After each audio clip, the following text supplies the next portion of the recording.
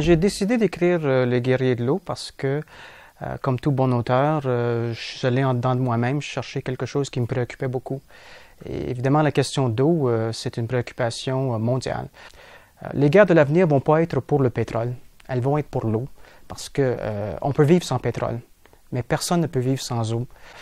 Alors, deux villes vont se battre, deux villes, Dallas et Houston, pour cette ressource-là. Houston a encore un peu d'eau, Dallas en a plus. Alors, c'est le conflit entre ces deux villes pour cette ressource précieuse-là qu'elles ne veulent pas partager.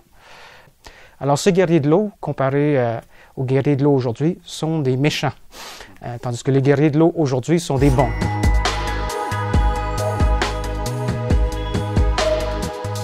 Moi, j'habite au bord d'un des grands lacs, le lac Huron, la baie Georgienne qui fait partie du lac Huron. Et j'ai vu au cours des 10-15 dernières années le niveau d'eau baisser de façon très importante. Alors, ça me touche personnellement. Alors, pour moi, oui, l'eau, c'est ça, j'ai besoin de la toucher, j'ai besoin d'être touché par l'eau, d'être caressé par l'eau, finalement.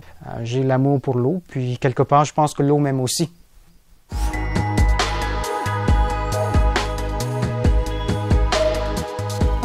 En plus de ce fait que c'est une guerre civile qui affecte beaucoup les civils, il y a aussi la tendance qu'on observe aujourd'hui dans beaucoup de pays africains, le recrutement et l'utilisation d'enfants soldats, de très jeunes personnes pour faire la guerre. Et ça, c'est quelque chose de vraiment affreux. Il y a le personnage de Lucie, par exemple, qui est une jeune fille qui se fait enrôler dans les forces armées de Houston pour combattre pour sa ville.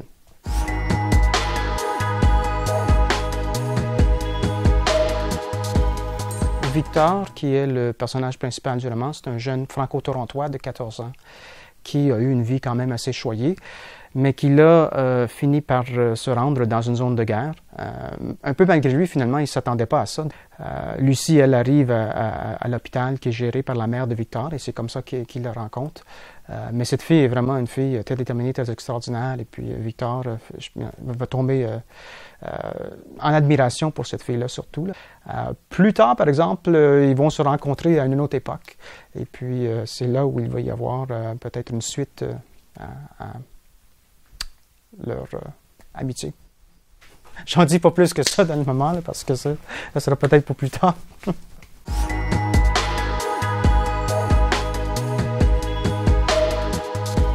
Alors, les médecins de guerre sont très particuliers parce qu'ils ne sont pas comme des médecins habituels.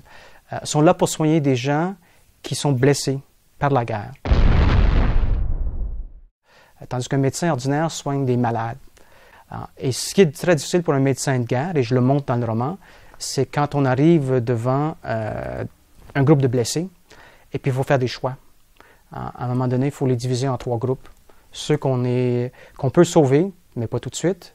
Ceux qu'on doit sauver tout de suite, et ceux qu'on ne peut pas sauver du tout. C'est épouvantable d'avoir besoin de faire ce choix.